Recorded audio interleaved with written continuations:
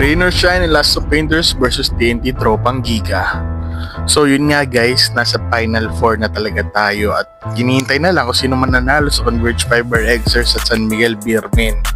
If hindi ako nagkakamali, no, feeling ko sa Wednesday maglalaban tong TNT Tropang Giga versus Rain or Shine. Napagpahinga nga tong TNT Tropang Giga kasi nga 3-1 lang ang nangyari sa kanilang series over NLEX Road Warriors. Ang Rain or Shine ni Last of Painters nga ay umabot sa Game 5, umabot sila sa do or die game.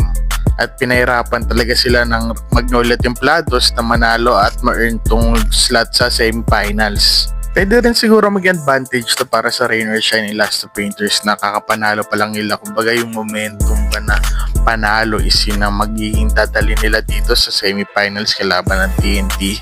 The biggest advantage nga talaga ng TNT Tropang Giga ang kanilang import na si Ronde Hollis Jefferson na kayang-kaya talaga magbuhat ng isang team. Ang magiging disadvantage para sa akin dito sa TNT Tropang Giga is pag hindi nag-contribute yung mga local players, sila Calvin Optana, sila Poy Eram, sila Jason Castro. Kasi ang basketball naman ay syempre is a team game. There's no I in team. Ang advantage nga ng Rain or Shine and Last of Painters is mas bata talaga yung mga players sila. Kumbaga mabilis, maliliksi. Parang Magnolia Templados, ang advantage ng TNT Tropang Giga is mga veterans sila.